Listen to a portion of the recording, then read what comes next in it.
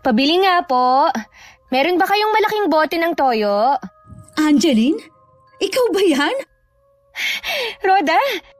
Ikaw nga, friend! Ay, teka, lalabas ako ng tindahan. Sa inyo pala itong tindahan. Kay nanay ang tindahan na to. Huy, kumusta ka na? Ang ganda mo ngayon, ha? Ayos lang naman. Ikaw, kumusta na? Okay naman. Kailan ka pa dumating? May 2 araw pa lang. Bakit ngayon lang kita nakita? Ngayon lang ako lumabas eh. Naubusan kasi ng toyo sa bahay. Magluluto si Itay ng pansit. Pwede ba akong pumunta sa bahay ninyo? Oo naman, para maibigay ko na rin yung pasalubong ko sa'yo. Naku, hindi mo talaga ako nakalimutan, ha? Lahat naman kayo, hindi ko nakalimutan eh. Ano nga pala ang binibili mo? Toyo. Kung may malaking bote, yun lang naman. Kahapon kasi namili si na tatay, yun pala ang nakalimutan. Mamayang hapon ako pupunta, ha? Wala pa kasi si inay eh. Oo, basta hihintayin kita mamaya. Hindi lahat na tinatawag na kaibigan ay totoo. May mga taong mabait sa harap mo pero may masama palang binabalak. Tahimik silang parang ahas. Naghihintay lang ng pagkakataon para manuklaw. Pero ang tunay na kaibigan hindi ka sisiraan sa likod mo, kundi sasamahan ka sa hirap at ginhawa. Magandang araw, Miss Gwen. Tawagin niyo na lamang akong Angeline, 35 years old at tubong Iligan City. Dating OFW po ako sa Italy. 8 taon ako nagtrabaho bilang caregiver sa isang matandang babae.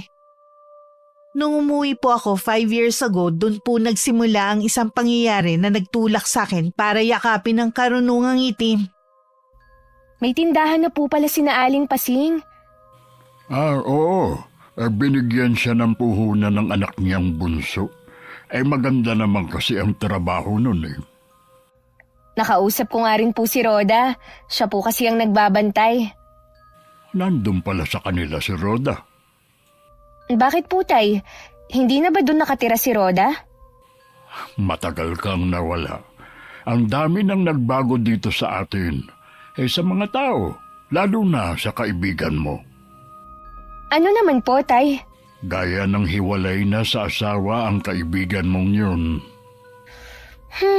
Wala talagang forever sa mundong ito. Malas niya, dun siya natapat. Meron naman. Kami ng nanay mo. Yun nga lang, maaga siyang kinuha sa atin. Oo nga po. Tapos, hindi na rin naman kayo nag-asawa ulit. Ayoko na rin naman. Kontento naman ako sa inyong magkakapatid. Ano pa po ang mga pinagbago dito sa lugar natin pagkatapos kong umalis? Ikaw na lang mismo ang tumuklas. Hindi ka naman naaalis eh. Baka mamaya mali-mali pang impormasyon ang maibigay ko sa iyo. Makakalimutin na kasi ang tatay mo. Sige po, Tay. Kay Rhoda ko na lang aalamin ang mga gusto kong malaman. Anong oras ba darating si Rhoda? Mamaya daw pong hapon, pagdating ng nanay niya. May pasalubong ka ba bang natitira para sa kanya? Meron pa naman po.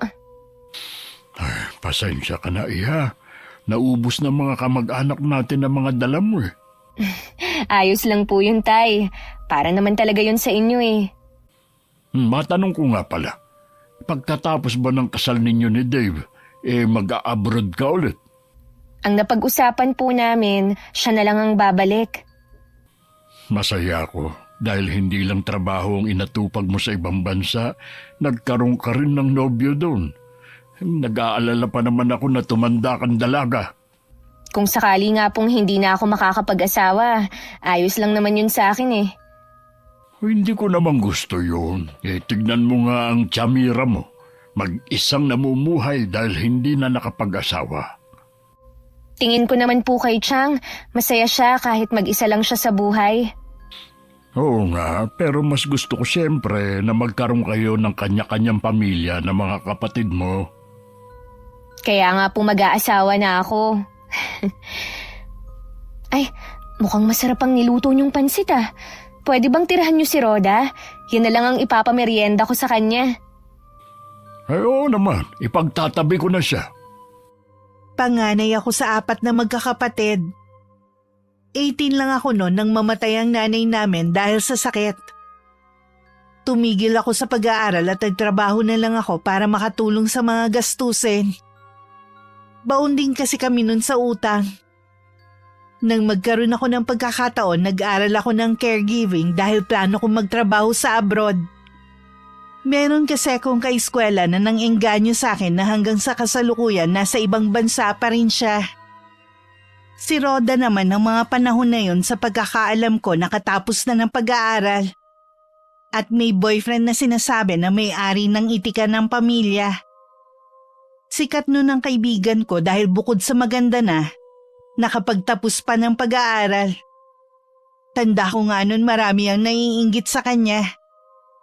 Dahil na rin nagkanya-kanya na kami nun, hindi na kami masyadong nagkakasama. Hanggang sa nakaalis na ako papuntang Italy. Dahil hindi rin naman ako active sa Facebook, wala ring pagkakataon para magkabalitaan kami. Hanggang nitong dumating nga ako.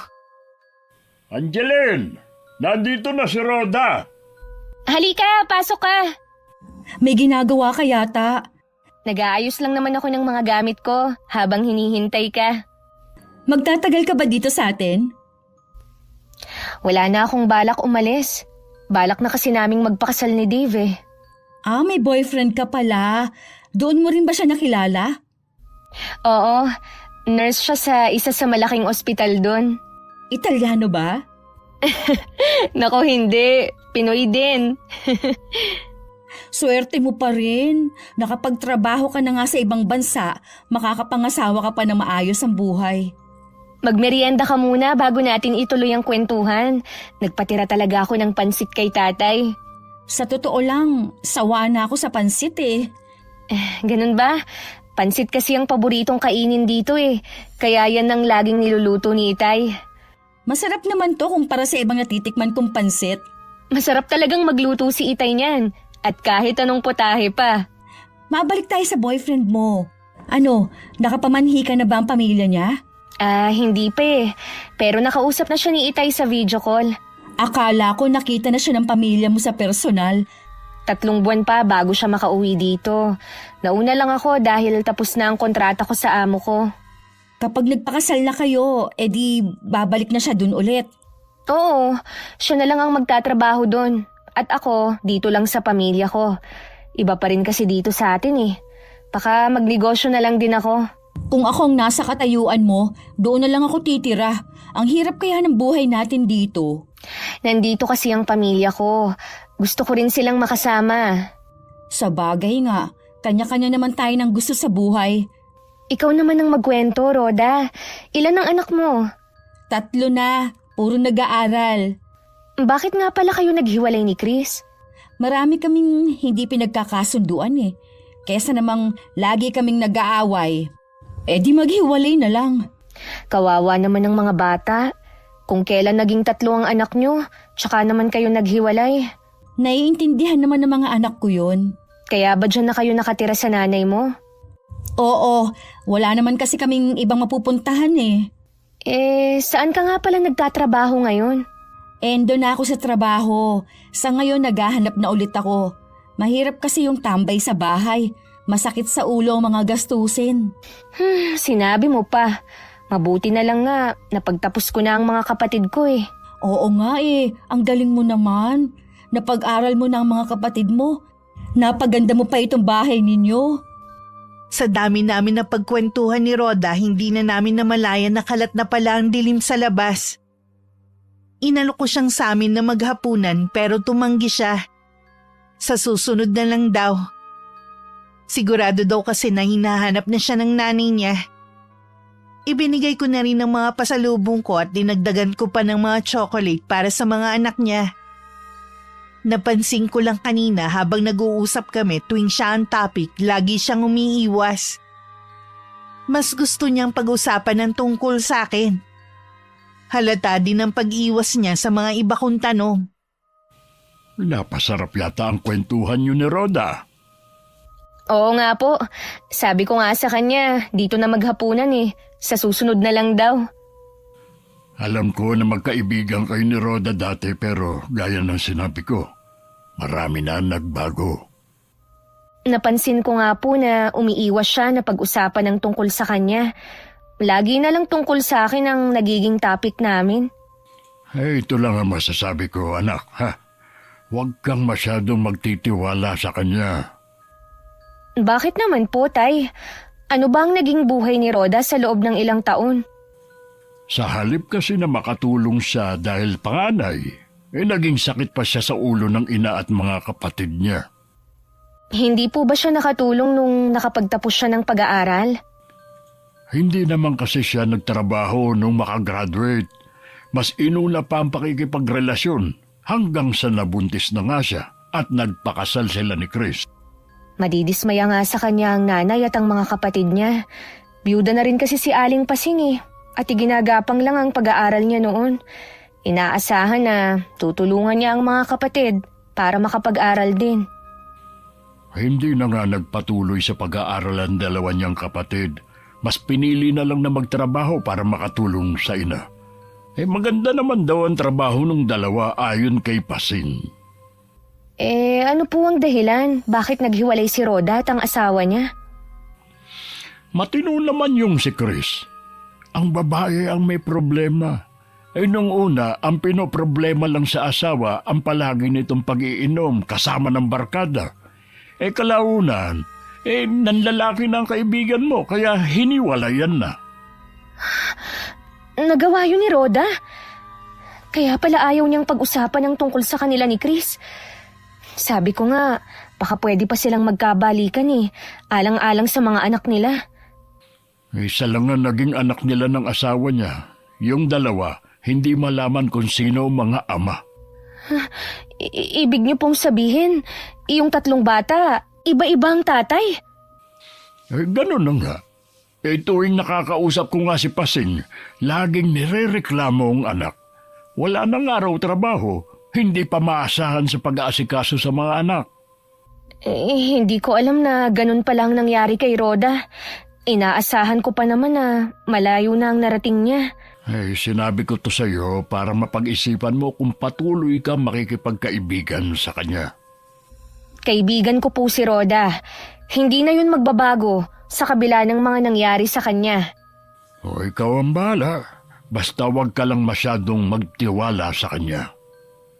Nakakaramdam ako ng panghihinayang kay Rhoda. Pero hindi pa naman huli para ayusin niya ang buhay niya. Kailangan lang niya maghanap ng trabaho para maitaguyod ng mga anak. Naniniwala kasi ako na tayo ang gumagawa ng kapalaran natin. Sa kaso niya, maiiwasan sana ang pagkasira ng pamilya kung umiwas siya sa tukso. Ilang araw ko ring inisip kung paano siya matutulungan. May mga kaibigan naman ako sa Italy na pwede kong hinga ng tulong. Kaya lang magastos ang pag-aayos ng mga dokumento.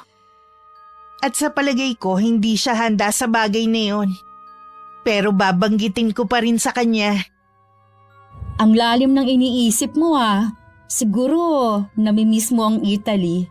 Rhoda, ikaw pala. Anong ginagawa mo dito sa labas ng bahay niyo? Tumatambay lang.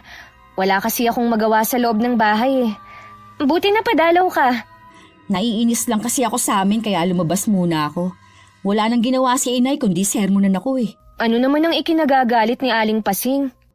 Kung ano-ano lang naman ang ibinabato sa akin nun. Kasalanan ko ba kung wala akong mahanap na trabaho? Wala nang mabuti sa kanya kundi yung dalawa kong kapatid. Baka gusto mong subukan mag-abroad. May kakilala kasi ako sa Italy na...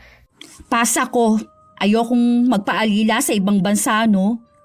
Malaki naman ang kita sa ibang bansa kaysa dito sa atin.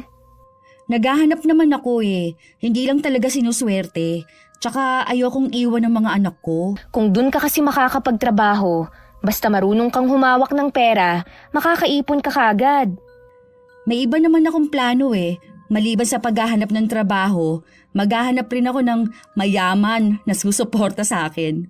Mas okay pa rin kung paghihirapan mo ang pera mo kesa iasa sa ibang tao. Basta, yon ang plano ko at alam ko na mangyayari yun.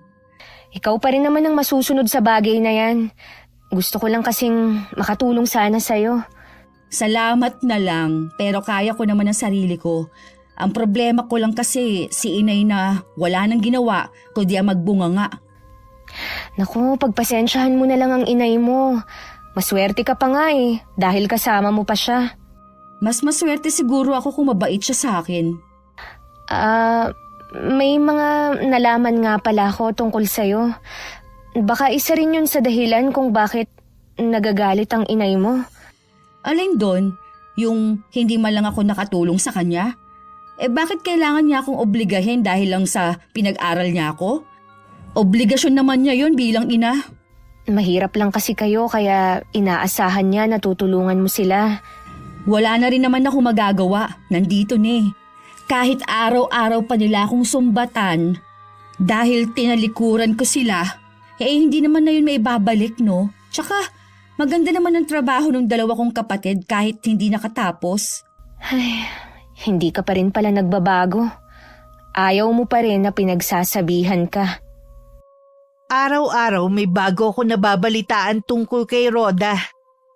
Gaya ng araw na yon. Nagkukwento ang kapitbahay namin kay tatay na pinapalayas na raw ang kaibigan ko sa bahay ng ina. Dahil ayaw pa rin daw kasi maghanap ng trabaho. Puro pagpapaganda lang daw ang alam nitong gawin. Nagagalit na rin ang dalawang kapatid na gumagasto sa 3 anak nito. Nang makaalis ang kapitbahay namin, tsaka naman ako lumapit kay Itay. Napapailing pa ako dahil halata na tsismosa ang matandang babae.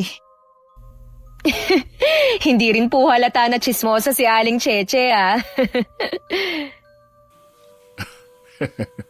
Wala kasing mapaglibangan kundi chismis. Inalok ko nga po si Rhoda nung manggaling siya dito. Kung gustong magtrabaho sa Italy. Pero ayaw daw niyang magpaalila Mapili siya. Tinutulungan mo na nga siya. Siguro, inaalala din niya ang gagastusin. Magagawan naman po yun ng paraan kung gugustuhin niya. Tayo nga nun, malaki rin ang nagastos at puro utang pa. Makaalis ka lang. Wala talaga siyang pangarap sa buhay. Naawa din kasi ako sa mga anak niya at kay Aling Pasing. Kahit naman maawa ka sa kaibigan mo, kung ayaw naman niyang tulungan ang sarili niya, wala rin. Gusto ko po siyang tulungan, Tay. Sa abot ng makakaya ko. Napakabait mo talaga, anak. Sana karapat-dapat siya sa kabaitan mo. Nagmana lang po ako sa inyo ni Nanay. Hoy, tara na nga sa loob. Mainit na masyado dito sa labas. Tay, balak ko sanang puntahan si Tia Mira sa kanila. Nandun kaya siya ngayon? Kapag ganitong araw wala yun sa bahay niya. Ano ba ang sadya mo sa kanya? Makikipagkwentuhan lang po ako. Bukas ka na pumunta sa kanila. Alam ko na naiinip ka na. Tulungan mo na lang ako sa negosyo natin. Sige po. Kumusta naman po ang bakery niyo, Tay? Malakas naman. Palibasa nga kasi walang kalaban. At saka, masarap naman ang tinda nating mga tinapay. Lalo na yung malunggay pandesal natin. Sana dumating na si Dave dito. Naiintindihan ko na namimiss mo na siya. Ilang buwan na lang naman magkikita na kayo. At saka, lagi naman kayong magka-video call sa gabi Iba po kasi kapag sa personal Konting tiis na lang. Mabilis lang naman ang mga araw Maglibang ka na lang. Sa linggo, nagyayaya ang mga kapatid mo na kumain tayo sa labas. Sila na daw ang bahala. Nakakatuwa naman sila. Dati, sa akin sila laging nagpapalibre. Ngayon, sila na ang manlilibre sa atin. Gusto lang nilang makabawi sa lahat ng sakripisyo mo sa kanila. Sulit naman ang lahat ng sakripisyo ko Tinupad nila ang pangako na magtatapos sila. Wala na akong mahihiling pa. Maayos na ang mga buhay nyo. Pwede na akong sumunod sa nanay nyo. Tayo naman, wag nga kayong magsasalita ng ganyan. Kahit malalaki na po kami, kailangan pa rin namin kayo. Biro lang naman yun. Hindi po magandang biro yun. Baka pagalitan pa kayo ng mga kapatid ko kapag nalaman nila ang sinabi ninyo. Huwag mo na lang sabihin sa kanila. Ang mabuti pa, tulungan mo na lang akong maghanda ng hapunan natin. Nagre-request si Miko ng adobong manok sa gata. Ang pagluluto na ng hapunan na naging banding namin ni Itay. Ang tatlo ko kasing kapatid may mga trabaho na. Minsan naman sa umaga sumasama ako sa bakery.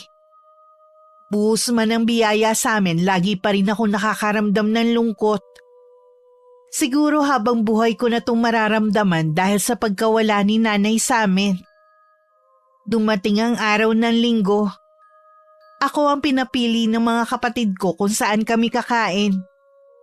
Pagkatapos pinasyal din namin si Itay. Bago umuwi, dinalaw muna namin ang puntod ni nanay.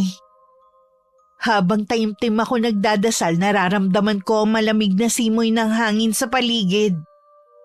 Hindi ko alam kung ako lang ba ang nakaramdam o sila din. Mainit naman kasi ang panahon at hindi rin mahangin. Dahil pagod sa maghapon na pamamasyal at pakiramdam ko busog pa rin ako, hindi na ako naghapunan.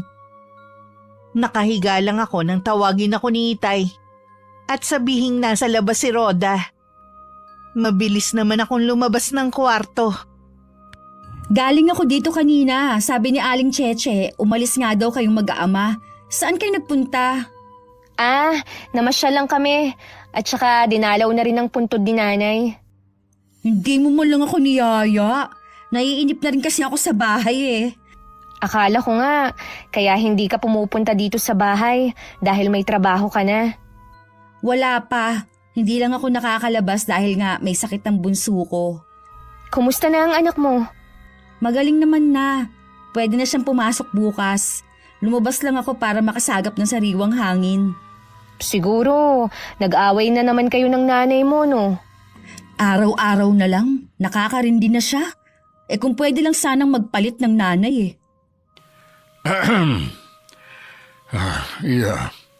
Sa dami ng sakripisyo ng nanay mo sa'yo, hindi naman yata tamang magsalita ka ng ganyan sa kanya kahit hindi niya naririnig.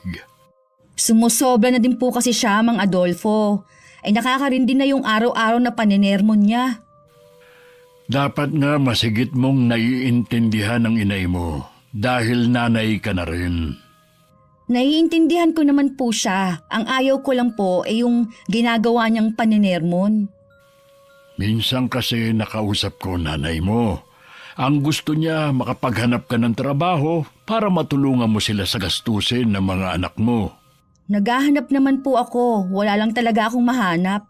Sa panahon ngayon, Iha, hindi kailangan maging mapili sa trabaho. Hindi naman po ako mapili. Pagod na rin kasi ang nanay mo. Kung wala ka pang mahanap, sana ikaw nang nag-aasikaso sa mga anak mo. Iniintindi ko naman po sila. Gusto lang talaga akong hanapan ng butas ni nanay lagi para mapagalitan. Hangad ko na maging mabuti ang relasyon nyo na mag-iina. Ang mga anak mo kasi ang kawawa. Huwag po kayo mag-alala. Malapit nang magbagong kapalaran namin ng mga anak ko.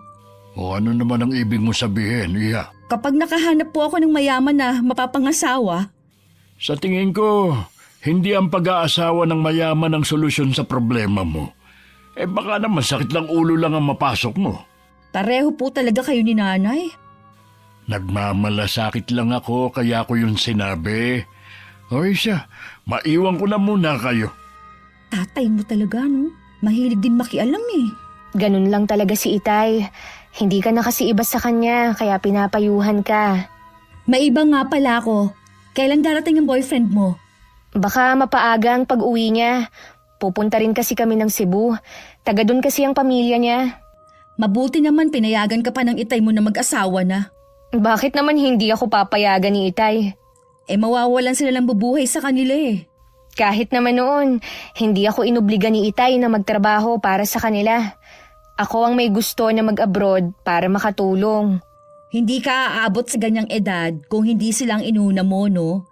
Siguro may asawa at mga anak ka na rin ngayon. Baka nga hiwalay ka na rin katulad ko. Napangiti na lang ako sa sinabing yun ni Rhoda. Ang hirap palang makipagtalo sa gaya niya. Iniba ko na lang ang usapan namin. Napansin ko lang panay ang tanong niya tungkol kay Dave.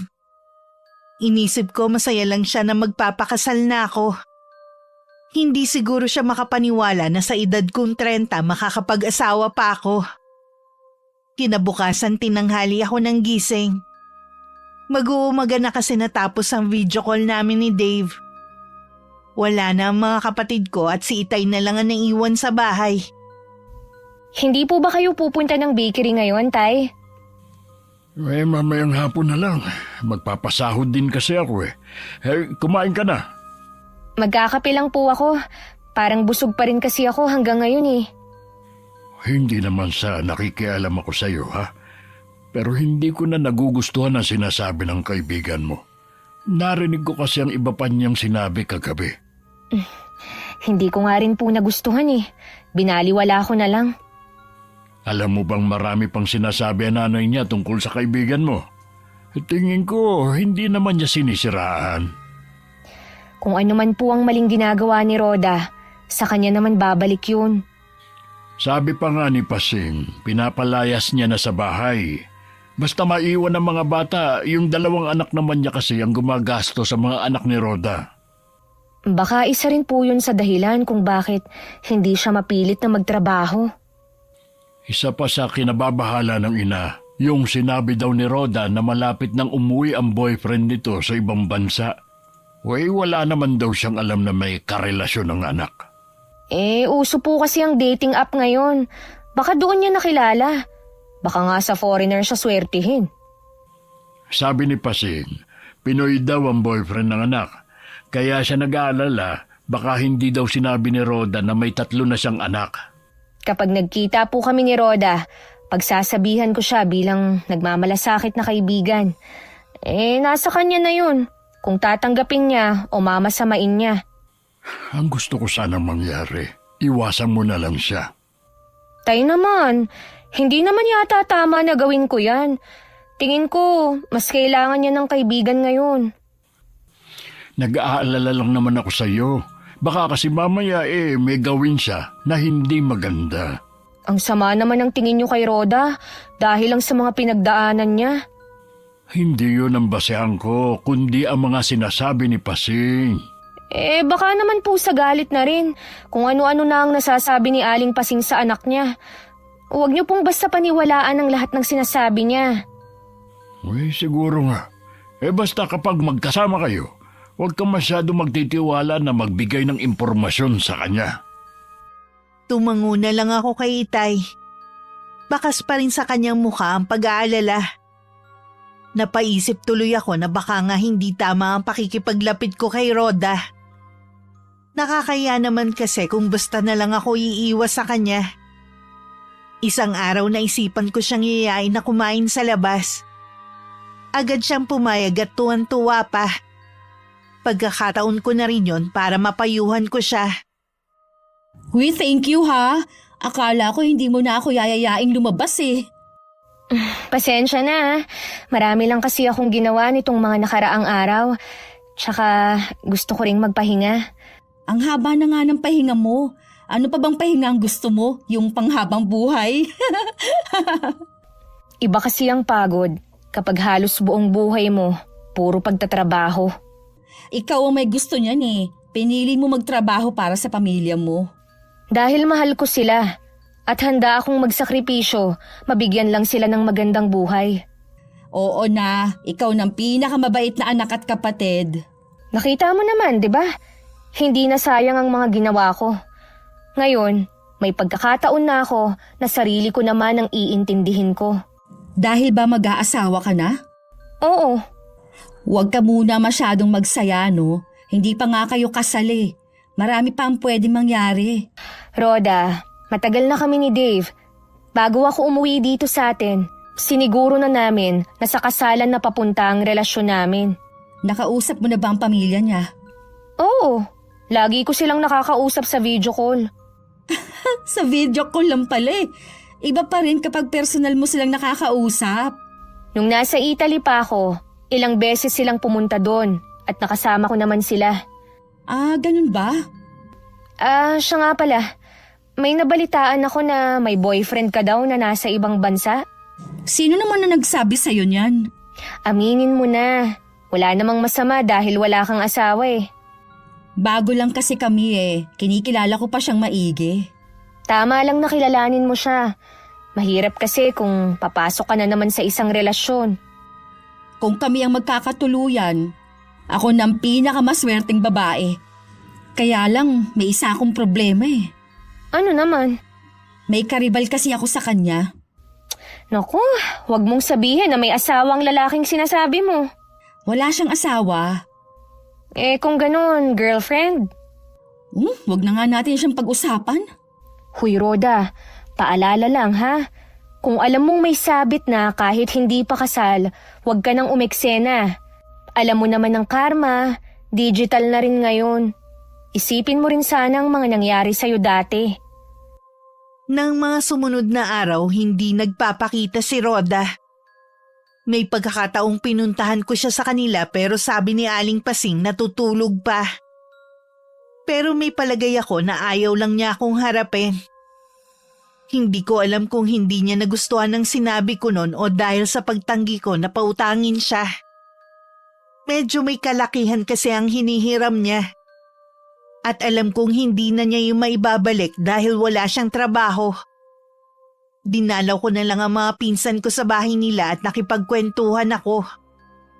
Habang nakikipag-usap ako sa mga lalaki kong pinsan, hindi ako mapakali.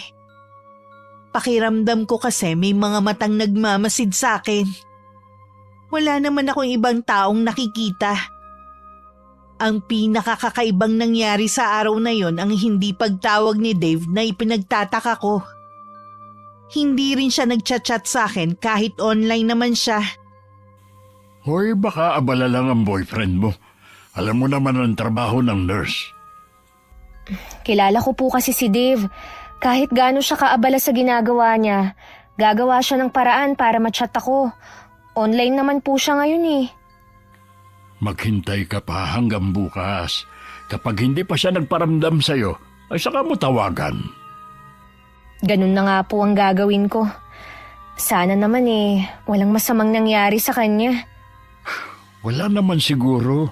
Dahil kung meron, sinabi na sa'yo ng mga kakilala mo doon. O kaya, tinawagan ka na ng pamilya niya. Sa bagay nga po, masyado lang akong nag-aalala dahil ito ang unang beses na hindi siya tumawag. Huwag ka masyadong mag-alala. Ikaw din ang maapektuhan yan. Oo nga po, hindi ko lang maiwasan. Ay, maiba nga pala ako. Hindi na yata pumupunta rito ang kaibigan mo. Pinuntahan ko nga po siya sa kanila kanina Sabi ni Aling Pasing natutulog pa. Pero may palagay ako na ayaw lang niya akong harapin. May pinagkagalitan ba kayo ni Roda? Hindi ko po kasi alam kung ano ang ikinagagalit niya Kung yung pagpapayo ko sa kanya ang minasama niya o yung hindi ko pagpapahiram sa kanya ng pera. Nang hihiram siya ng pera sa iyo wala naman siyang trabaho. Anong ibabayad niya? Yun na nga po ang iniisip ko. May kalakihan pa naman ang hinihiram niya. Saan daw niya gagamitin? Hindi po niya sinabi kung saan gagamitin Ay, hayaan mo na. Kung dahil lang doon magagalit siya, hindi mo siya tunay na kaibigan. Baka po importante rin, kaya siya nanghihiram ng pera. Duda ako dyan. Kung gusto niya magkapera, maghanap siya ng trabaho. Tingin ko nga po, ayaw niya talagang magtrabaho. Gusto lang din niya yung magkapera na hindi pinaghihirapan. Oy, napansin mo na rin.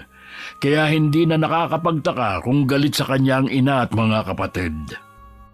Ayoko na nga muna siyang isipin. Bahala siya kung ayaw na niya akong maging kaibigan. Marami ka namang totoong kaibigan Hayaan mo na siya.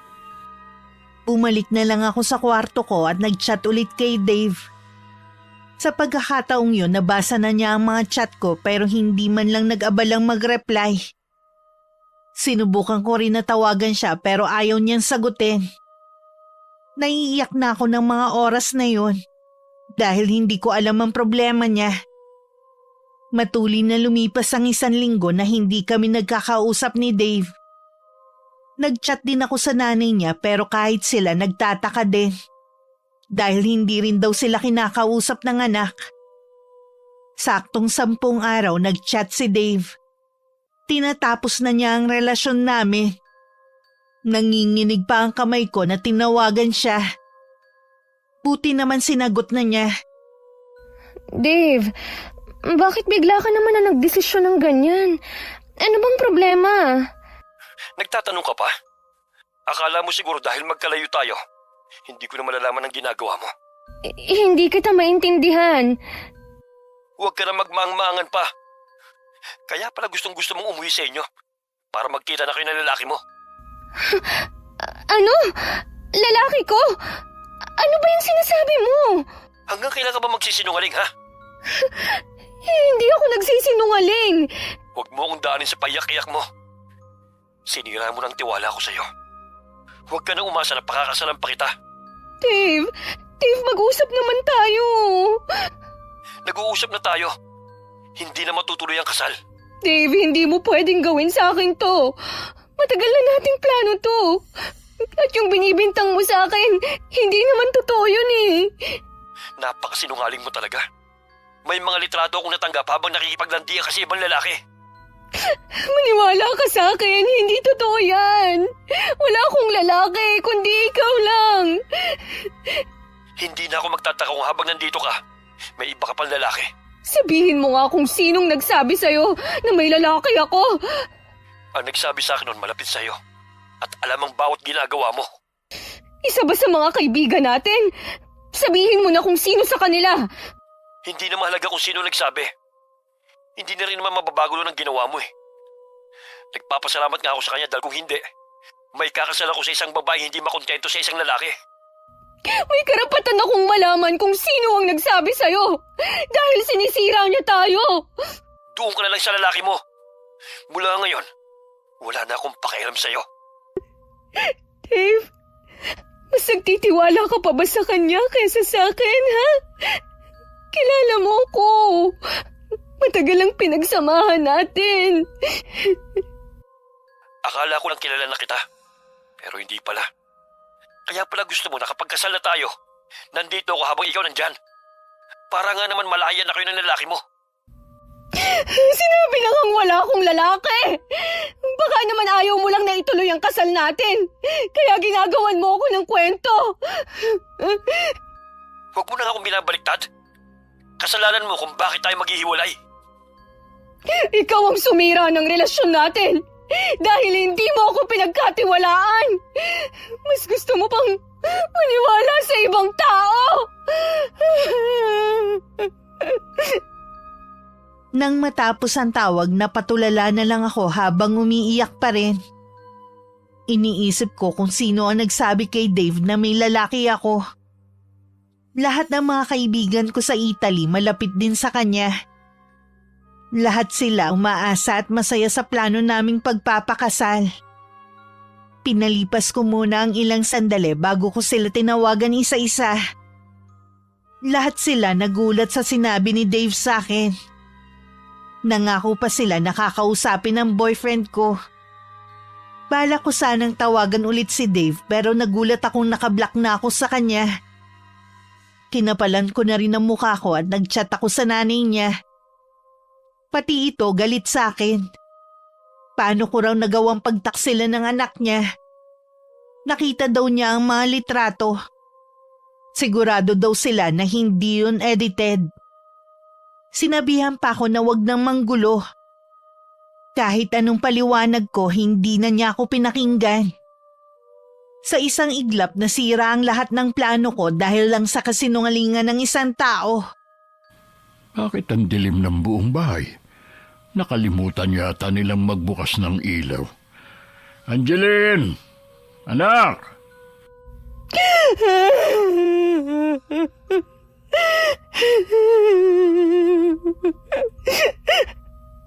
Oh, Angeline! Ano nangyari? Bakit ang gulo ng kwarto mo? Nilooban ba tayo? Hindi po, Tay. Uy, bakit ka umiiyak? Paano mo ipapaliwanag ang kalat dito? Huwag mong sabihin na ikaw may gawa nito. Hindi ko lang po kasi napigilan ang sarili ko eh. Aayusin ko naman ang mga yan. Hayaan mo na muna ang mga kalat na yan. Sabihin mo muna kung bakit ka umiiyak. Kasi po, Tay, kausap ko kanina si Dave. Nakipaghiwalay na po siya.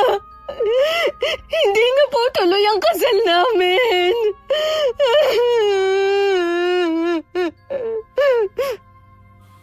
Ano? Bakit daw? Pinagbintangan niya ako na may ibang lalaki. Meron daw siyang ebidensya. Sino daw ang nagsabi sa kanya? Isang taong malapit daw sa akin. Kasi alam niya ang mga ginagawa ko. Tawagan mo si Dave. Gusto ko siyang makausap. Nakablock na po ako sa kanya. Hindi ko na siya makontak. Nasaan na daw yung ebidensya na sinasabi niya? Hindi na po niya na-send sa akin. Baka naman gumagawa lang siya ng dahilan para umatras sa kasal ninyo. Naisip ko nga po yun eh. Kaya po tinawagan ko ang nanay niya. Pero galit din sila sa akin. Bakit ba mas pinaniniwalaan pa nila ang taong iyon kaysa sayo? Hindi ko po alam. Iniisip ko kung sino sa mga kaibigan ko ang siniraan ako kay Dave. Lahat naman kasi malalapit sa akin eh. At masaya sa relasyon namin. Baka merong naiinggit sa'yo na hindi mo alam. Naguguluhan po ako ngayon, Tay. Hindi ko alam kung paano maaayos ang relasyon namin ni Dave kung magkalayo kami. Ang magagawa mo lang ay ang maghintay. Baka sakaling matauhan si Dave at siya na mismo ang tatawag ulit sa'yo. Kung sino man ang taong yun, hindi ko siya mapapatawad sa pagsira niya sa kaligayahan ko. Walang araw na hindi ako umaasa na tatawagan pa rin ako ni Dave. Pero lumipas na ang ilang araw, hindi pa rin siya nagpaparamdam. Ganon din ang mga kaibigan ko sa Italy. Hindi ko alam kung mas paniniwalaan pa nila si Dave kesa sa akin. Nagkukulong lang ako sa kwarto ko. Si tatay at mga kapatid ko naman walang ginawa kundi silipin ako. Hindi ko naman sila masisi kung nag-iisip sila na baka kung anong gawin ko. Isang buwan na rin ang nakakalipas. Sa palagay ko'y hindi ka talaga minahal ni Dave. 3 taon po kaming may relasyon ni Dave. Imposible po na hindi niya ako minahal. Baka hindi ganun kalalim ang pagmamahal niya sa'yo. Kaya ganun kabilis ka lang niyang pinakawalan. Siguro nga po. Ay, kalimutan mo na si Dave. Madali lang po yung sabihin. Pero mahirap gawin. Alam ko naman. Ang mabuti pa, tulungan mo na lang ako sa bakery natin. Huwag kang magmukmok dito sa bahay. Sige po, Tay. Sasama ako sa inyo bukas. Iniisip nga ng mga kapatid mo na mag-outing tayo para malibang ka. Pakisabi na lang po sa kanila na ayoko. Sayang lang ang gastos eh. Hindi rin naman po ako mag-i-enjoy dahil nasa isip ko ang nangyari sa akin. Ay, sige. Sasabihin ko sa kanila na sa susunod na lang. Salamat po, Tay. Alam ko na ginagawa niyo ang lahat para maging masaya lang ako. Kaya ko naman. Kailangan ko lang po ng panahon. Kapag kailangan mo na makakausap, Nandito lang kami ng mga kapatid mo. Opo, Tay. Ay, lumabas ka na muna. Nagluto ako ng pansit. Hindi pa po ako nagugutom eh. Kahit kumain ka lang ng kaunti, tignan mo, ang payat mo na. Sige na nga po. Lalabas na ako. Pinagbigyan ko na lang si Itay kahit wala akong ganang kumain. Nang mapadaan nga ako sa malaking salamin sa sala, nakita ko ang refleksyon ko. Na malaki na nga ang ibinawas ng timbang ko. Nangangalumatan na rin ako dahil hindi makatulog sa gabi. Gusto ko man ibalik ang dating ako, hindi ko pa alam kung kailan. Parang nawalan na kasi ko ng gana sa lahat ng bagay. Kahit mabigat ang pakiramdam, maaga pa rin akong bumangon para sumama kay Itay sa bakery. Doon ko na lang itinuon ang buong atensyon ko.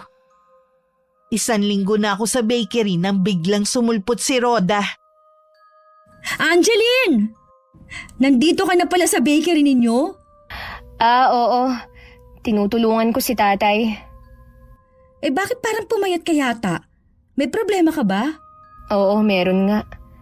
Ganun ba? Wala pa namang namimili. Mag-usap muna tayo. Wala na kasi kami ni Dave. Nakipaghiwalay na siya sa akin. Ha? Bakit naman? Meron daw akong ibang lalaki dito. Eh meron nga ba? Wala akong lalaki. Maniwala ka. Eh kung ganun, baka dahilan na lang niya yun.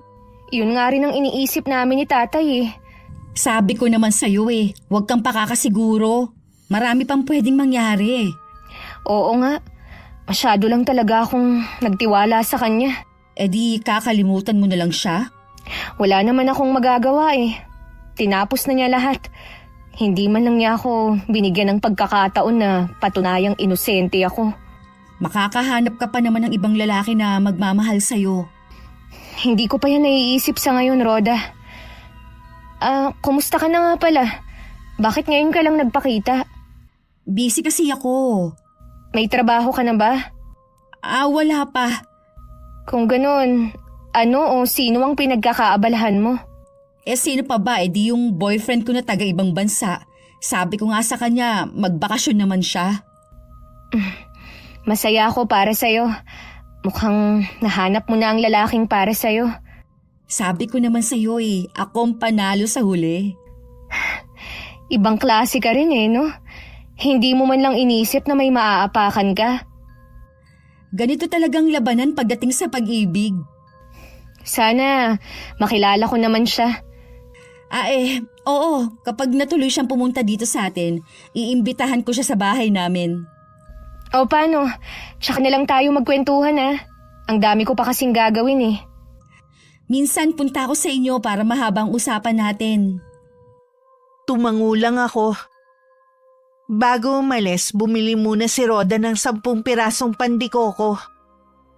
Wala naman talaga akong gagawin. Bigla lang kasing bumigat ang pakiramdam ko nang malaman na masaya ang kaibigan ko habang nagdurusa ako. Hindi ko lang maiwasan na mainggit sa kanya. Matulin na lumipas ang mga araw. Dahil sa kaabalahan ko sa bakery, hindi ko na malayan na unti-unti ko nang nakakalimutan na nangyari sa amin ni Dave. May mga gabi na naaalala ko pa rin siya. Pero dahil sa pagod sa maghapon, nakakatulugan ko na ang pag-iisip sa kanya. Isang araw, naabutan ko si Aling Pasing sa bahay pero paalis na rin siya. Bumati pa ang matandang babae bago naglakad palayo. Tay, ano pong ginagawa ni Aling Pasing dito? Isinauli yung perang hiniram niya sa akin nung 1 linggo. Nagkasakit kasi yung isang apo niya at naospital. Ganun po ba? Wala po ba kayong napag-usapan na iba? Nagkwentuhan nga kami sandali. Nabanggit niya na nagpapadala naman daw yung boyfriend ni Rhoda. Pero hindi naman daw nagbibigay sa kanya. Katwiran daw sa kanya lang daw yun. Makasarili talaga si Rhoda. Sinabi mo pa. Kapag nga raw nakikipag-usap, nagkukulong sa kwarto. Ayun pala, akala nung lalaki, dalaga pa siya at walang anak. Nagawa pa niyang magsinungaling talaga. Saang bansa daw naroon yung boyfriend? Hindi alam ni Pasing eh. Ang alam niya, isang nurse ang lalaki sa malaking ospital. Pagkakataon nga naman. Pareho pa ng propesyon ni Dave. Sa malaking ospital din siya nagtatrabaho eh. Oo nga no. Ngayon ko lang naisip. Ang ganda nga po ni Rhoda nung magkita kami sa bakery. Halatang in love siya. Wala namang problema kung ma-inlove siya eh. Ang sana lang, hindi niya tinatago ang mga anak niya. Labas na po tayo ron. Bahala na siya. Oo nga. Mukhang nagiging okay ka na ha. Tama kayo, Tay. Kapag busy pala mas madaling makalimot. May kirot pa rin po pero hindi na tulad ng dati. Balang araw, kahit konting kirot, hindi mo na mararamdaman. Teka lang po, Tay. Titingnan ko lang itong cellphone ko. Nag-chat kasi sa akin yung kaibigan kong Pinay sa Italy. May isesend daw kasi ng mga litrato na sinasabi ni Dave ng pagtataksil ko. Bakit ngayon lang niya ipapadala sa iyo mga litrato? Ngayon lang po kasi ipinakita sa kanila ni Dave. Nahihiya daw po kasi ito na ipakita sa kanila. Sakto namang pagbukas ko ng cellphone, nagchat na ang kaibigan kong si Leila. Matinding kaba ang nararamdaman ko habang tinitingnan ng mga litrato. At may kasama pang maiksing video na nakikipagtawanan ako sa isang lalaki. Nanginginig ang kamay ko na inabot yun kay Itay. Kahit siya nagulat sa nakita. Oh, paano kayo nakuna ng litrato ng pinsan mong si Dindo? Ito ba ang sinasabi niyang ebidensya na may lalaki ka raw? Hindi ko po alam kung paano kami nakuna ni Kuya Dindo at pinadala pa talaga kay Dave para siraan ako. Ibig sabihin, nasa paligid lang natin ang gumawa nito. Sino kaya sa mga pinsan ko ang gumawa niyan? Baka naman hindi sila ang may gawa. Kilala ko mga pinsan mo mula pagkabata, hindi nila magagawang siraan ka sa boyfriend mo. Wala naman pong nakakaalam nung mga panahon na nagpupunta ako sa kanila para magkwentuhan. Ginamit pa talaga nila ang pagiging malapit ko kay Kuya Dindo. Alam nila kung paano kami magharutan mula bata kami. Wala ka bang napansin na may kumuha sa inyo ng litrato nun? Wala po. Sobrang saya namin nun eh. Parang bumalik nga kami sa pagkabata eh. Kung ganon, lihim ang pagkuha sa inyo ng litrato. Kailangan kong malaman kung sino siya. Ano ba ang nagawa kong kasalanan sa kanya para gawin niya to sa akin? Huwag mo munang pagbintangan ng isa sa mga pinsan mo. Hindi naman po ako basta gagawa ng hakbang na pwedeng pagmulan ng gulo. Pero gusto ko nang malaman kung sino siya. Malalaman din natin kung sino ang taong yun. Sisiguruhin ko na magbabayad siya ng malaki sa akin. Pinaliwanag ko sa kaibigan ko na pinsan ko lang si Kuya Dindo. Sinend ko rin ang mga litrato namin nung bata pa ako hanggang sa lumaki kami. Nangako din ng kaibigan ko na kakausapin nila si Dave, pero pinigilan ko. Hayaan na lang kako. Tutal naman hinusgahan na niya ako. Dahil sa pag-iisip, puro palpakan na gagawa kong trabaho sa bakery. Kaya nagpaalam na lang ako kay Itay na hindi na muna ako pupunta sa mga susunod na araw. Pinayagan naman niya ako. Mang Adolfo, wala po yata si Angeline ngayon. Hindi kasi maganda ang pakiramdam niya. Dahil pa rin po ba sa pakikipaghiwalay ng boyfriend niya sa kanya? Masyado niya talagang dinibdib, no? Wala na naman sa kanya yun. Ang hindi lang niya matanggap na kaya sila nagkahiwalay dahil sa paninira ng taong malapit sa kanya. Ano pong ibig niyong sabihin? Yung tao kasing yun, nagpadala ng mga litrato nilang magpinsan. Inakala tuloy ni Dave na lalaki siya ng anak ko. Ganun po ba? Ang sama naman pala ng taong yun. Oo nga eh. Alam ko na nga agad na dahil sa inggit kaya niya nagawa yun. Meron na po kayong pinaghihinalaan? Wala pa sa ngayon. Baka hindi na rin namin alamin. Tutal naman, wala na sila ni Dave. Ayaw na rin pala makipagbalikan ni Angeline? Labis kasi siyang nasaktan dahil pinakita lang ni Dave na wala siyang tiwala sa kanya. Kahit sino naman po siguro mapunta sa sitwasyon ni Angeline, ganun din po ang gagawin. Hindi rin kasi ang tipo ng anak ko ang maghahabol sa lalaki. Sabi ko nga po sa kanya, makakahanap rin siya. Malay nyo, taga rito lang ang mapapangasawa niya. Ay, maiba ka nga pala ako. Kumusta na kayo ng boyfriend mong nagtatrabaho sa ibang bansa? Ayos naman po kami. Saan bansa nga ba siya? Ang nabanggit lang kasi ng nanay mo nurse siya. Sa Italy po siya. Ang pagkakataon nga naman Nurse din sa Italy si Dave. Baka nga sa isang ospital pa sila nagtatrabaho. Naku, malabo po yun. Ang lawak kaya ng Italy. Sa bagay nga. Sige po mga Dolfo, aalis na ako. Naalala ko may gagawin pa nga pala ako. Sige, mag-iingat ka. Ay pakisabi sa nanay mo, magkwentuhan naman kami sa ibang araw. Pag-uwi sa bahay ni Itay, agad niyang binanggit ang naging pag-uusap nila ni Rhoda.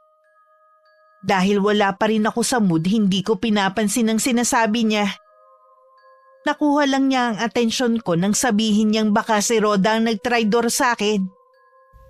Bakit naman po siya ang naisip niyo? Dahil ang nurse at nasa Italy din nagtatrabaho ang boyfriend niya. Hindi lang yun. Dahil noon pa, ganyan na ang gawain niya dito sa lugar natin. Kaya malaki ang posibilidad na siya nagpadala ng mga litrato niyo ni Dindo dun kay Dave. Anong gagawin ko, Tay? Kukumprontahin ko ba siya?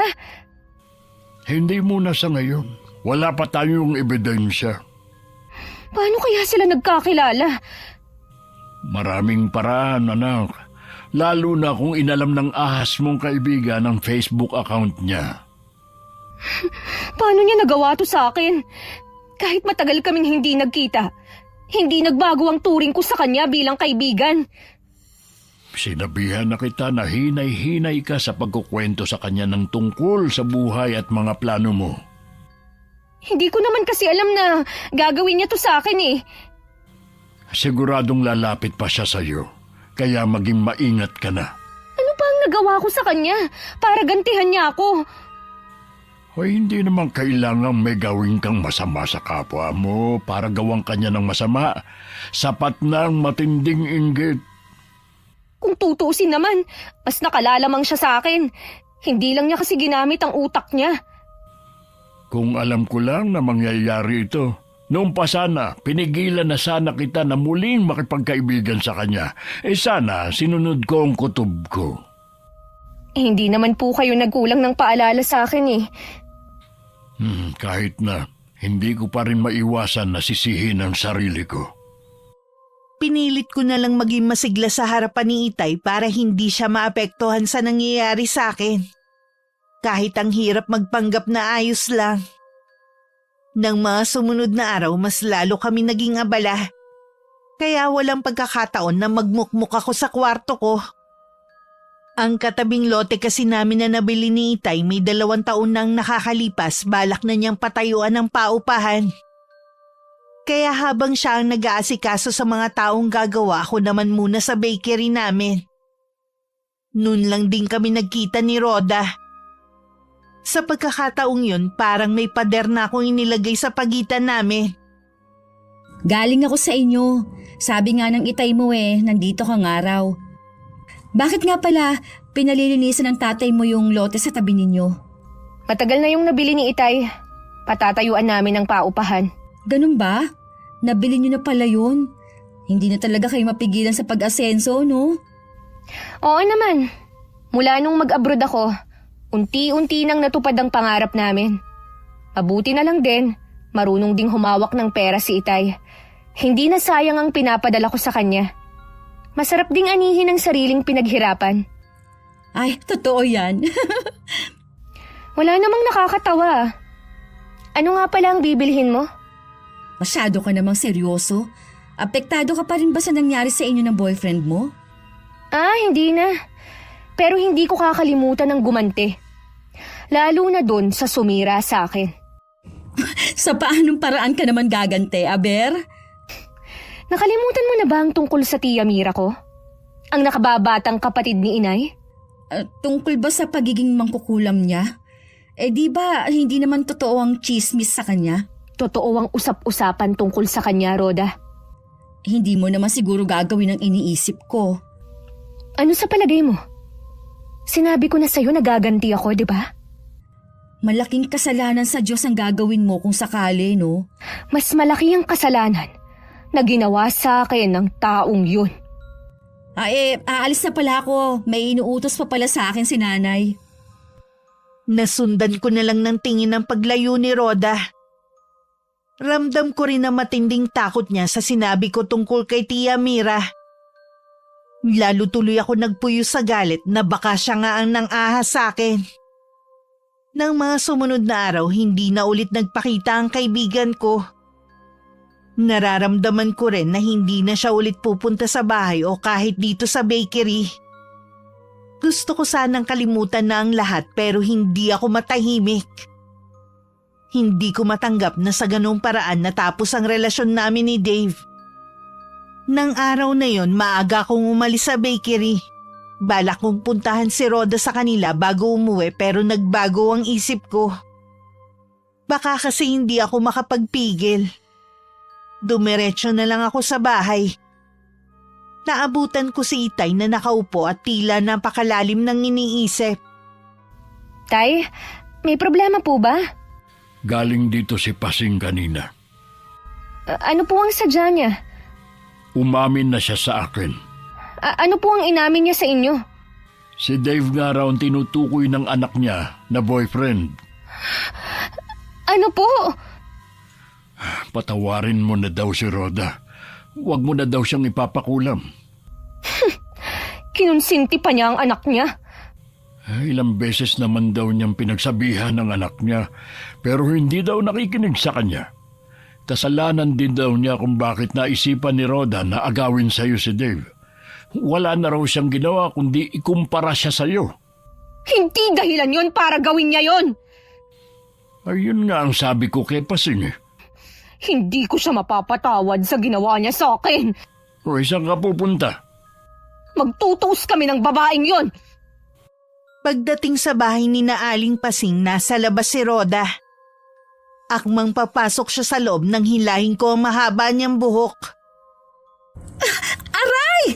Ano ba? Gusto mo bang magtago, ha? Ahas ka? Paano mo to nagawa sa akin, ha? Hindi ko alam ang sinasabi mo.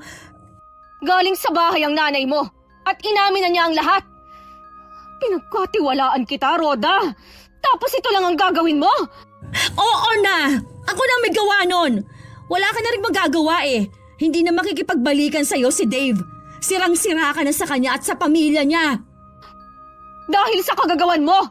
Ano ba ang nagawa ko sa'yo? Para gawin mo to sa akin, ha? Wala!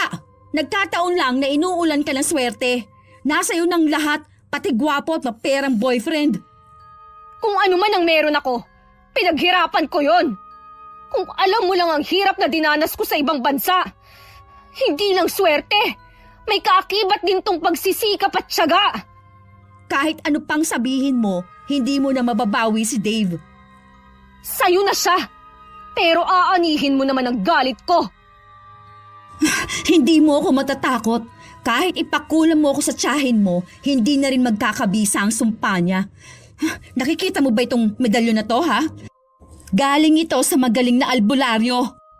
Huwag kang pakasisiguro sa hawak mong medalyon. Lingid kay Roda, matagal na akong lumapit kay Tia Mira. Patagal na nitong naisagawa ang orasyon. Kahit ilang albularyo pa ang lapitan niya, hindi agad mapapansin ang sumpang nakabalot sa kanya. Dahil tanging hudyat ko lang ang magpapabisa rito. Isang imbing ngiti ang iniwan ko kay Roda. Tsaka ako naglakad palayo. Nang sumunod na araw, nabalitaan namin na nagkasakit si Roda. Walang makapagpagaling dito. Ilang beses na rin bumalik sa bahay si Aling Pasing pero hindi namin siya hinaharap. Naawa ako kay Pasing pero hanggang ngayon nagmamatigas pa rin ang anak niya. Pinagkalat pa nga niya na si Tia Mira ang kumukulam sa kanya. Walang basta maniniwala sa kanya. Hindi naman nila kayang patunayan na mangkukulam si Mira. Pero hindi mo na dapat yun sinabi kay Rhoda. Alam ko naman po kasi na walang maniniwala sa kanya eh. Kita nyo nga, sa atin pa rin ang simpatsya ng mga tao. Dahil alam nila na ako ang tunay na biktima dito. O ikaw naman talaga. Kaya tama lang ang ginawa ko sa kanya. Magdusa siya habang buhay. Matindi ka rin magalit gaya ng nanay mo nung nabubuhay pa siya. Lagi rin niyang takbuhan noon si Mira. Meron na rin bang napakulam si nanay? Oo, nung hindi pa kami nagkakakilala. Pero nang magsama kami, mas pinili na lang namin ang mamuhay ng tahimik. Sa palagay niyo po, mali bang ginawa ko kay Rhoda? Kasalanan man ang ginawa mo, pero minsan kasi dahil na rin sa kasakiman ng ibang tao, kaya tayo nakakapaghiganti. Ang gusto ko, ikaw mismo ang makaalam kung hanggang saan lang dapat aabot ang paghihiganti mo. Lalabas lang po muna ako. Gusto ko lang makasagap ng hangin. Gusto ko ring makapag-isip. Pinuntahan ko ang mga pinsan ko para makipagkwentuhan. Gusto ko lang gumaan ang pakiramdam ko. Masayahin ang mga pinsan ko, alam kong mapapatawa nila ako. Angeline! Angeline! Wala dito ang anak ko. Bakit ba basta ka na lang pumapasok dito? Saan po siya nagpunta? Hindi ko alam. Umalis ka na. Mang Adolfo, tignan niyo naman po ang nangyari sa akin. Hindi po ako buntis pero ang laki po ng tiyan ko. Tignan ninyo ang mukha ko at balat. Maawa naman po kayo sa akin. Patigilin niyo na si Angeline sa pagpapakulam sa akin. Akala ko ba may pangontra ka na sa kulam? Bakit hindi yata tumatalab sa'yo? Nagmamakaawa naman po ako sa inyo, Mang Adolfo. Parating na po sa isang linggo si... Oh, bakit natigilan ka yata? Gusto mong bumalik sa dati dahil parating na si Dave? Wala naman na sila ni Angeline. Ako na ang gusto ni Dave at hindi na siya. Tanggapin niya na lang kasi. Maghanap ka na lang ng albularyo na magpapagaling sa'yo. Wala nga po akong mahanap. Umalis ka na bago pa magdilim ang paningin ko sa'yo. Ang dapat sa inyo, umalis sa lugar na ito. Pamilya kayo namang kukulam. Mga salot kayo! Madilim na nang makauwi ako sa amin. Nawili kasi ako sa pakikipagkwentuhan sa mga pinsan ko. Kahit papano nakalimutan ko ang problema ko. Sinabi naman ni Itay na nanggaling sa bahay si Rhoda. Wala na sana akong balak makinig. Pero natigilan ako nang sabihin niya na darating si Dave sa isang linggo. Ano po? Darating na si Dave? Yun ang sinabi ni Rhoda. Tamang-tama palang itsura niya para sa pagkikita nila ni Dave. Huwag na siyang aasa na babalik pa siya sa dati. Yun nga ang sinabi ko. Hindi ko nga alam kung matatawa o maaawa ako sa kanya. Ang laki kasi ng tiyan niya at puro bukol ang buong mukha at katawan. Ang layo na ng itsura niya sa dati. Yun na ang karma sa ginawa niya sa akin. Magtapat ka nga sa akin. Mahal mo pa rin ba si Dave? Hindi naman po ganun kadali na maglalaho ang pagmamahal ko sa kanya. Kung talagang gusto niya si Rhoda, bahala po sila. Hindi ako maghahabol. Pero hindi ko babawiin ang ginawa ko sa babaeng yun. Habang nag-uusap kami ni Itay, dumating naman si Rhoda. Pinasadahan ko siya ng tingin. Tama nga ang sinabi ni Itay. Ang layo na ng itsura niya sa dati na may makinis na balat. Para din siyang nakalunok ng malaking pakwan dahil sa laki ng tiyan niya. Alam ko na lihim ang pinagtatawanan ng itsura ko. Hindi ka ba naaawa sa akin, ha? Ikaw ba naawa sa akin nung traidorin mo ko, ha? Dahil lang sa inggit, Rhoda, nagawa mong sirain ang buhay ko. Sa palagay mo kaya, magiging masaya ka habang buhay? Para kang nauubusan ng lalaki. Desperada na kasi ako kaya ako yung nagawa. Nakikiusap naman ako sa iyo, Angeline. Maawa ka sa akin. Hirap na ako. Wala akong magagawa sa kalagayan mo. Kausapin mo ang tiya Mira mo. Bawiin na ka mong sumpa sa akin. Wala na si Tia Mira ko sa lugar natin. Hindi ko alam kung saan siya nagpunta. Ano? Eh di, habang buhay na lang akong ganito. Ginusto mo yan, di ba? Kaya yan ang karmang nararapat sa'yo. Paano na to? Paano ka magugustuhan ni Dave? Diyan mo nga siya masusubukan eh. Kung hanggang saan ka niya mamahalin. Hindi niya ako pwedeng makita ng ganito. Masisira ang plano ko. Wala ka na talaga sa tamang katinuan. Mabuti pa, umalis ka na. Nakatungo ang ulo habang umiiyak na umalis si Rhoda sa bahay namin. Ako naman pumasok na lang sa kwarto ko. Kinuha ko ang cellphone ko. Noon lang ulit ako nagbukas ng messenger. Ang daming chat ng kaibigan ko na nasa Italy. Kahit hindi daw ako pumayag, kinausap nila si Dave tungkol sa bintang sa akin na pagtataksil. Nasa lalaki na daw ang desisyon. Sa totoo lang nagpapakatatag lang ako para kay Itay at sa mga kapatid ko. Pero malapit na rin akong bumigay sa problema na hindi ko inaasahan na mararanasan ko. Mas matindi pa kasi ito sa naranasan ko nung nagtatrabaho ako sa ibang bansa. Sana lang malampasan ko tong pagsubok na to sa buhay ko. Lumipas ang 2 linggo, hindi na rin nagpunta sa bahay si Rhoda. Balita namin kung saan-saan ito dinadala ng ina para ipagamot. Sa ginagawa nila, lalo lang lumulubha ang sakit nito. Hindi na rin ako naglalalabas ng bahay maliban na lang kung pupunta ako sa bahay ng mga pinsan ko.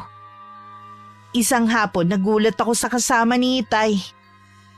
Ilang sandali rin ako natigilan. Hindi kasi ako sigurado kung totoo ba ang nakikita ko. Saktong nagtatanong siya sa may bakery, kaya isinama ko na siya rito sa atin. Kumusta ka na? Pasensya na kung ngayon na ako nakarating. Ayos lang naman ako.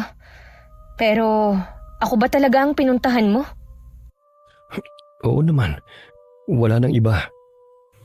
Ay maiwan ko na muna kayo para makapag-usap kayo ng maayos. Dito lang po kayo, Tay. Gusto kong marinig nyo rin ang sasabihin niya. Gusto ko rin po kayo makausap, Tatay Adolfo. Ay kung yan ang gusto ninyo, maupo muna tayo. Una sa lahat, gusto kong humingi sa iyo ng tawad dahil naniwala ko sa kaibigan mong si Rhoda. May mga pinakita kasi sa akin mga litrato niyo. Kaya naniwala ko na magkaibigan nga kayo. Magkaibigan naman talaga kami. Kung ganun, bakit kanya siniraan sa akin? Isa lang ang naiisip ko na dahilan niya. Dahil yun sa matinding inggit. Diyos ko, napakatanga ko para maniwala kagad sa kanya. Nung makita ko kasi yung mga litrato at video niyo ng lalaking yon, hindi na ako nakapag-isip ng matino. Naunahan ako ng matinding selos at galit. Akala ko, kaya ka umuwi dahil makikipagkita ka kay Rhoda. Hindi ko naman itinago sa kanya na ikaw ang dela ng pag-uwi ko eh. At gusto ko rin siya makita pero hanggang doon lang yan. Walang halong mali siya. Kahit lagi siya nagpapahiwatig sa akin na may gusto siya. Pero sabi niya, boyfriend ka niya. Kilala mo ako. Hindi ako basta papatol sa isang babae na hindi ko naman lubusang kilala. Oo, inaamin ko na madalas kami magka-video call. Pero nililibang ko lang ang sarili ko. Dahil nasaktan ako sa pag-aakalang pinagtakasalan mo ako. Inaamin ko rin. Nagpapadala ako sa kanya dahil emergency daw. Dahil may sakit ang pamangkin niya. Mga anak niya ang mga batang yun. Ang pakilala niya sa akin dalaga siya. Gusto mo pa rin ba siyang makita? Pagkatapos ng mga nalaman ko, ayoko na siyang makita. Baka kung ano pang masabi ko sa kanya. Ngayong nalinawan na kayong pareho sa nangyari, anong plano ninyo? Hindi pa rin naman nagbabago ang plano ko. Nagpaliwalag na rin ako sa pamilya ko. Ako pa nga napagalitan ng nanay ko eh. Napakatanga ko daw. At inaamin ko naman yan. Gusto ko kasi na maliwanagan din si Rhoda. Hanggang ngayon kasi umaasa siya na kayo talaga. Kakausapin ko siya bago tayo umuwi ng Cebu. Kung pahihintulutan niyo po na sumama sa akin si Angeline. Gusto po kasi siya makilala ng iba ko pang kamag-anak at kapatid. Wala namang problema sa akin. Nasa hustong gulang na naman ang anak ko. Ipinauubaya ko na sa kanya ang pagpapasya. Sige, sasama ako. Ay, alam kong pagod ka sa mahabang biyahe. Magpahinga ka na muna at magluluto din ako para sa hapunan natin. Masarap magluto ang itay. Siguradong magugustuhan mo. Maraming salamat po sa mainit niyong pagtanggap sa akin. Nagkakulay ulit ang mundo ko pagkatapos dumating ni Dave. Sa wakas nagkalinawan na rin kami at naipaliwanag ko na ang sarili ko. Dahil wala pa naman si Rhoda sa kanila, kinabukasan na masyal muna kami. Nakausap ko rin ang mga magulang ni Dave at humingi na sila ng dispensa sa akin. Isa na lang talaga ang problema namin, si Rhoda. Habang namamasyal kami, dumating siya sa bahay. Nakarating kasi sa kanya ang balita na nasa amin si Dave. Nasaan ang malanding anak mo, ha? Huminahon ka nga. At saka dahan-dahan ka sa binibitawan mong salita sa anak ko. Hindi ako hihinahon. Ilabas niyo si Dave. Wala sila rito. Hindi ako naniniwala. Alam ko, itinatago mo lang sila. Kahit halughugin mo pa ang buong bahay, hindi mo sila makikita. Hindi ako aalis dito hanggat hindi ko nakakausap si Dave. Kung nakinig ka lang sana at pinahalagahan mo ang sakripisyo ng nanay mo, hindi mo to mararanasan. Baka nga mas malayo pa narating mo kaysa sa anak ko. Malapit ko na yung maabot kung hindi sana umeksena ang anak mo. Sa pamamagitan ng pang-aagaw mo sa boyfriend niya? Sa paggawa ng kasinungalingan? Kung nagtagumpay ka na siraan ng pagsasama ng iba, pues hindi ka magtatagumpay sa pagkakataong ito. Tingnan natin. Yang itsura mo ang tingnan mo. Sa palagay mo kaya magugustuhan ka ni Dave? Kung dati na maganda ka, hindi ka niya nagustuhan, ngayon pa kaya? Alam ko na gusto niya ako. Sinabi niya yun sa akin, kaya nga makikipagkita siya sa akin pag uwi niya. Dapat siguro, hindi lang sa albularyo ka magpatingin, pati na rin sa doktor sa utak. Sinasabi mo ba na nababaliw na ako, ha? Ano pa nga ba sa palagay mo? Hindi ako baliw! Nakikita mo ba to, ha? Anong gagawin mo? Ibaba mo yung patalim mo! Hindi ko to ibababa hanggat hindi mo binabawi ang sinabi mo.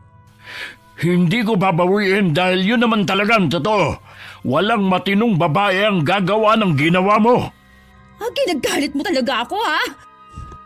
Mabuti na lang dumating sa oras ang mga kapatid ko. Napigilan nila ang balak na pag-atake ni Rhoda kay Itay. Naagaw din nila ang patalim mula rito. Ilang sandali lang dumating na rin si Aling Pasing para sunduin ng anak. Nang malaman kong muntik nang mapahamak si Itay, agad kaming umuwi sa bahay ni Dave. Hindi po ba kayo nasaktan? Ayos lang ako. Sumusobra na talaga ang babaeng yun. Kailangan sa kanya makulong para doble ang pagdurusa niya. Huwag na, Iya. Humingi naman ng tawad si Pasing eh. Lagi naman eh. Pero hindi naman nagtitinuwang anak niya. Sa palagay ko rin, tama ang sinasabi ni Pasing. May kasalanan din siya kung bakit nagkaganon si Rhoda. Mula daw kasi nung dumating ka, lagi niyang kinukumpara ka sa anak. Akala niya kasi gagawin kang inspirasyon para magsikap. Hindi naman niya alam na ganon ang gagawin nito. Ibig bang sabihin, patawarin na lang natin siya? Oo, at patawarin mo na rin para mawala na ang bisa ng sumpa sa kanya. Bigyan natin siya ng pagkakataon na magbagong buhay, kahit alang-alang man lang sa mga anak niya. Gusto ko po muna siyang kausapin.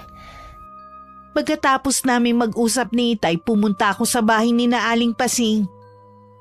Pinapasok naman ako ng matandang babae na hindi makatingin sa akin. Halata sa kanya ang nahihiya sa ginawa ng anak. Nasa sala din ng 3 bata. Biglang lumambot ang puso ko nang makita ko ang mga inosente nilang muka. Dinala na rin ako ni Aling Pasing sa kwarto kung nasan si Rhoda. Nakahiga ito sa kama nang makita ko biglang napaupo. Parang babaliktad ang sikmura ko sa amoy na nagmumula sa kanya. Para yun nabubulok na laman. Ibig lang sabihin lumalala ang karamdaman nito. Buti naman nagpakita ka na rin. Rhoda, mag-usap tayo gaya nung hindi pa tayo magkaaway. Sinasabi mo bang parang magkaibigan ulit tayo? Oo, Pagkatapos ng mga ginawa ko sa'yo at pagpapakulam mo sa akin, sa palagay mo pwede pa nating ibalik ang dating pagkakaibigan. bakit hindi? Pinapatawad na kita sa ginawa mo sa akin. Sana ganun din ako sa'yo. Sinira mo ang pangarap ko. Inagaw mo sa akin ang pagkakataong guminhawa ang buhay namin ng mga anak ko. Noon pa naman, gusto na kitang tulungan eh. Pero ikaw ang tumatanggi. Tandaan mo, hindi basta-basta umaasenso ang isang tao sa madaling paraan. Laging may kaakibat itong sakripisyo. Gaya mo, matagal na panahon din akong nawalay sa ama at mga kapatid. Oo, lahat tayo nagsasakripisyo para sa mga mahal natin sa buhay. Alam ko na magagawa mo rin yun. Marami ka pang pagkakataon para matupad ang pangarap mo. Patawarin mo ako. Ang laki ng kasalanan ko sa'yo. Muntik ko na ring masaktan ang itay mo. Samantalang kapag nagigipit ang inay dahil sa mga anak ko, siyang laging nalalapitan. Asahan mo na lagi pa rin tutulong ang itay sa inyo. Alam mo naman kung gaano kabuti ang puso niya eh. Napatawad mo na ba ako? Bago pa ako pumunta dito, napatawad na kita. Gusto ko pa rin na maging magkaibigan tayo. Pakisabi rin kay Dave na sorry sa ginawa kong gulo sa pagitan ninyo.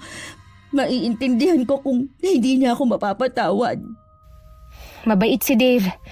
Katunayan nga niyan, kasama ko siya. Nasa labas siya. Gusto mo bang makausap siya? Hindi na. Wala rin ako mukhang maihaharap sa kanya. Kung nakapag-isip-isip ka na, tutulungan kitang makahanap ng trabaho. Niyakap ko pa si Rhoda. Hindi man lang ako nakaramdam ng pandidiri sa balat niya. Habang yakap ko siya, napansin kong unti-unti nang nawawala ang mga bukol at sugat sa balat niya. Alam ko malapit na siyang gumaling. Bago umalis, humingi din ako ng dispensa kay Aling Pasing sa perwisyong nagawa ko. Habang pauwi kami, magaan na ang pakiramdam ko. Nawala na ang bigat sa puso ko. Akala ko gusto akong kausapin ni Rhoda. Siguro sa ibang pagkakataon na lang, Dave. Sigurado naman na pupunta siya sa bahay eh. Ano bang naging sakit niya? Baka hindi mo rin maintindihan. Tsaka baka hindi ka rin maniwala. Puno kasi ng hiwaga ang buhay. Alam ko naman yon. Sana gumaling na ang kaibigan mo sa kung ano man ang pinagdadaanan niya. Sinisiguro ko sa'yo, nagagaling na siya. Mabuti naman. Alam ko kasi kung paano ka mag-alala sa isang kaibigan. Kahit ano pang ginawa niyang masama, kaibigan pa rin ang turing mo sa kanya. Ngayong tapos na ang problema natin, pwede na tayong umuwi sa inyo. Oo nga, nangungulit na nga ang mga magulang ko kung kailan tayo uuwi. Excited na rin ako na makauwi sa inyo at makilala ang iba pang miyembro ng pamilya ninyo. Pag-uwi namin sa bahay, sinalubong kami ng masamang balita. Wala na raw si Tia Mira. Pinuntahan daw ng kapatid ko sa kanila at nakitang nakahandusay sa sahig at walang malay. Nakumpirma din na wala na itong pulso. Hinala nila may ilang oras na itong patay. Pagkatapos ng libing, kinausap ako ni Itay. Ano po ang kahon na ito? Yan ang pinaglalagyan ng mga gamit ng Tia Mira mo. Nung nabubuhay pa siya, mahigpit niyang bilin sa akin na ibigay yan sa iyo kapag nawala siya. Para po saan ang mga ito? Gamit sa pangungulam. Sa iyo niya pinagkakatiwala yan. Sa iyo ko na pinauubaya kung anong balak mo sa mga gamit ng tiyahin mo. Ayoko na pong magpasalin-salin ng kaalaman ng pamilya natin sa kulam. Hayaan na nating makasama sa kamatayan ni Tia Mira ang kaalamang ito. Sigurado ka na ba sa desisyon mo? Opo, Tay. Minsan ko na ring nagamit ang kulam ni Tia Mira. Sapat na po yun para malaman ko na hindi mabuting gamitin ito para gumanti at magpahirap sa kapwa natin. Ayoko nang maulit yun. Gaya niyo po nung magsama kayo ng inay. Hindi na ulit siya lumapit sa kapatid para magpakulam. Yan ang pinakamaganda mong sinabi, anak. Ibaon po natin sa malayo ang kahon na ito para wala nang makahanap. Sige, ako na ang bahala. Humingi rin ako ng tawad kay Tia Mira kung mas pinili ko na talikuran ang pamana niya sa akin. Mas nanaig kasi sa puso ko ang takot at pananalig sa Panginoon. Minsan ako nagkamali nang lumapit ako sa tiyahin ko para bigyan ng leksyon si Rhoda. Gusto kong maging alaala na lang yun. Bago kami umuwi sa probinsya ni Dave, muli kami nagkita ni Rhoda. Nagpasalamat din ako sa kanya dahil naroon siya sa lamay ng tiyahin ko. Ibig sabihin na patawad na niya ito. Sa Maynila na ako magtatrabaho. Tinanggap ko yung alok sa akin ng pinsan ko. Bakit dun pa? Hindi mo ba mamimiss ang mga anak mo? Mamimiss, syempre. Pero para din sa kanilang gagawin ko. Hindi naman sila pababayaan ni nanay eh. Sila na ngayon ang priority ko at hindi na ang sarili ko. Alam ko na nagbago ka na. Masaya ako para sa'yo, Rhoda. Dave, sorry sa nagawa kong kasalanan sa inyo ha. Kalimutan na natin yun. Good luck nga pala sa'yo. Yumakap pa sa amin si Rhoda bago naglakad palayo. Masayang malungkot ang nararamdaman ko habang nakatingin sa kaibigan ko. Masaya ako dahil napagtanto niya ang mga maling nagawa at pinili na magbagong buhay. Malungkot dahil alam ko kahit nagkapatawaran na kami may lamat na ang pagkakaibigan namin. Sa kabila ng masalimuot na pangyayari sa buhay namin, hangad ko pa rin na mahanap niya ang kaligayahan at kapayapaan. Isa lang ang natutunan ko sa karanasang ito. Laging piliin na maging mabuti at magpatawad gaano man kabigat o kalaki ang nagawang kasalanan ng kapwa natin. Ang pagpapatawad hindi lang nating ginagawa para sa mga taong nagkasala sa atin, kundi para sa ikatatahimik ng puso't isipan natin. Sa kasalukuyan, kasal na kami ni Dave at may isang anak na lalaki. Sa loob ng ilang taon, naging mabuti sa akin at sa pamilya ko ang Panginoon. Sa mga nakarinig po ng aking kwento, sana po nakapagbigay ako ng aral at inspirasyon sa inyo. Maraming salamat po, Miss Gwen, sa pagpili ng aking sulat para mapakinggan sa araw na ito. Wakas.